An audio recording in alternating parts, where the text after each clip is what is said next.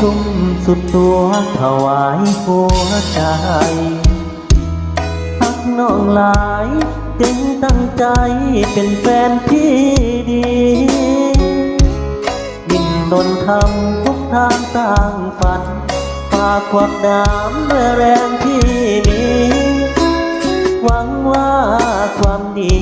สิซื้อใจน้องแต่แล้วความฝันก็พันว่างเปล่าน้องเจอเขารักของเราถึงคราวต้องมอ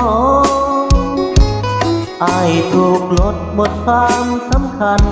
แล้วน้องก็ปันใจให้เขาครองใจฮักจริงถึงน้องไปด้วยน้ำตา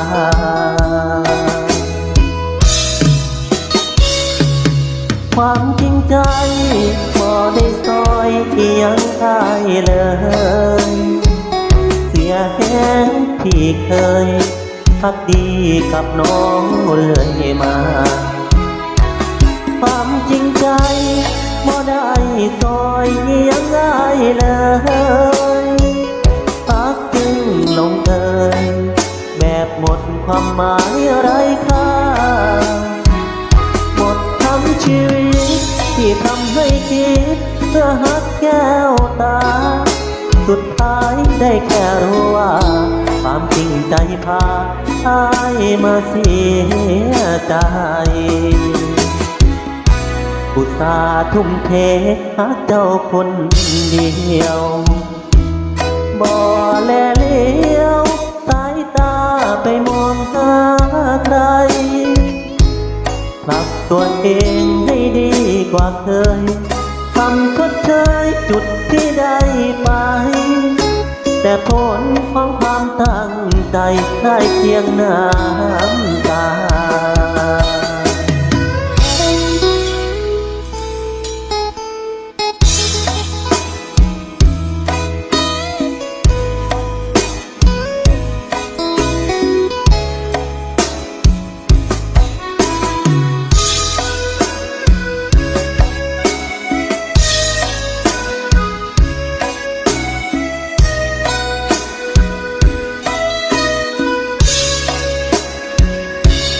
ความจริงใจบ่ได้ซอยเอียงใคร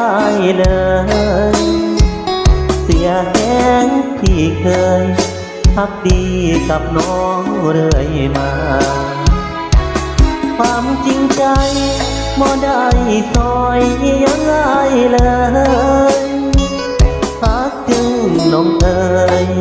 แบบหมดความหมายไร้ค่าหมดทั้งชีวิตที่ทำให้คิดเพื่อหักแก้วตาสุดท้ายได้แค่รู้ว่าความจริงใจพาอ้ายมาเสียใจความจริงใจบ่ได้ซอยเอียงอ้ายเลย